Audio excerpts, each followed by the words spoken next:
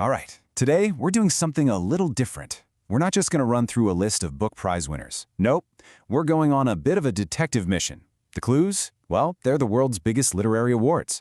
And the mystery we're trying to solve is, what do these winners tell us about the huge cultural shifts happening all around us, right now? So let's dive in. Okay, so you might be thinking, really? Book awards? Why should I care? And that's a fair question. I mean, beyond the fancy dinners and the prize money, what's the big deal? Well, it turns out these awards are way more than just a pat on the back. They're powerful signals. They tell us which stories are being elevated, whose voices we're being told to listen to, and honestly, what ideas are shaping the world we live in.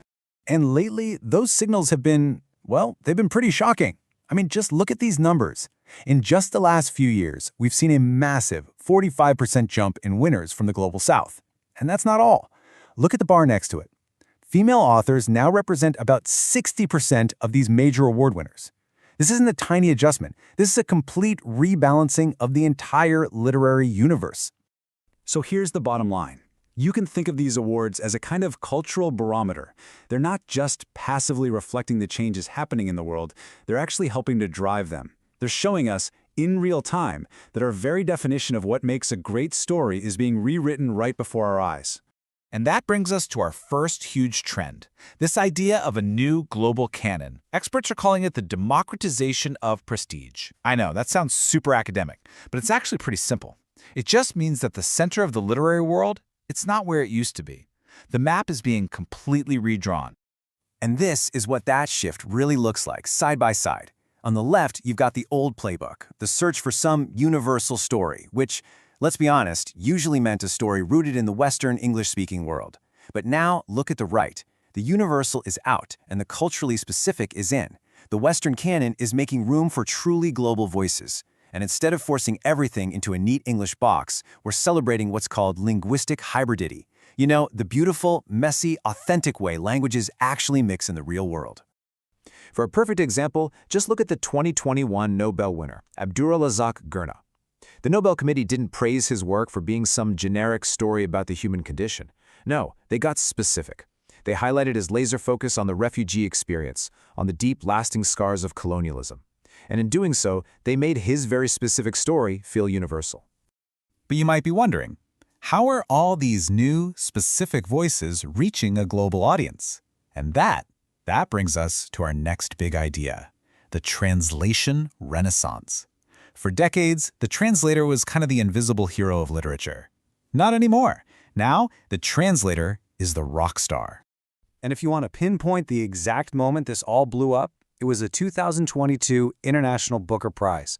When Gitanjali Shree's novel, Tomb of Sand won, it was the first time ever that a book translated from an Indian language, in this case Hindi, had taken home the prize. And that single win sent an earthquake through the publishing world. In fact, it was so huge, they literally coined a term for it, the Gitanjali Shree effect. All of a sudden, publishers around the world weren't just looking for the same old stories from India. They started hunting for really experimental, complex novels from what's called Pasha literature, which is just literature written in India's incredible diversity of regional languages.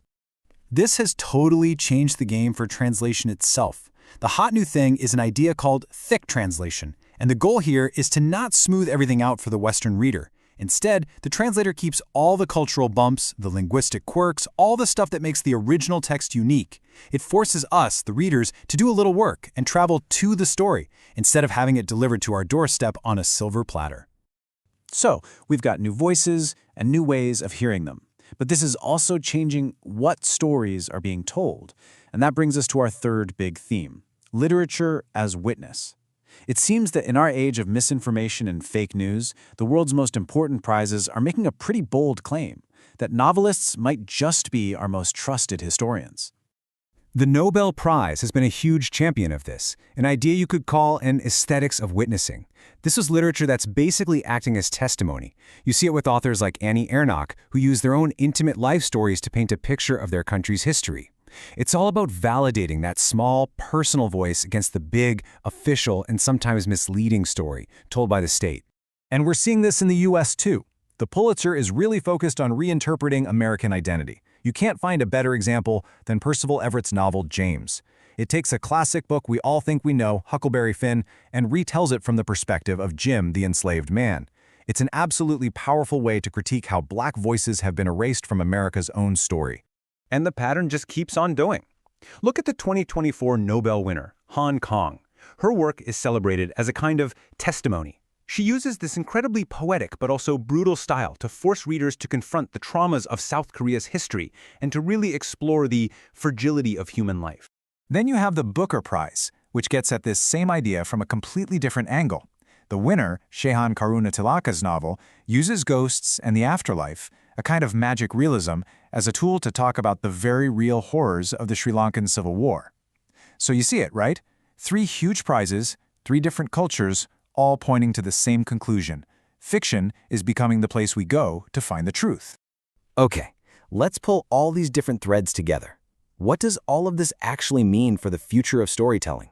What does it say about the kinds of books we're all going to be reading in the next few years? So here are the key takeaways. First, the new canon is officially here. Stories from the global south and from female authors aren't on the sidelines anymore. They're at the very center of the conversation. Second, translation is the bridge that connects us all. It's not a niche skill, it's a vital, creative act. Third, fiction is the new truth-telling. We're turning to novels to help us understand and confront our own histories. And finally, and this might be the most important one, the specific is the new universal. True, unapologetic authenticity is what's really resonating with readers everywhere. And all of that leaves us with one final, and I think really exciting question.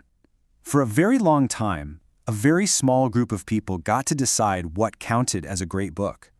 But now, as those old gatekeepers start to fade away and a whole world of new voices steps up to the microphone, we all get a front row seat to answer the most thrilling question of all: whose stories are going to define our future?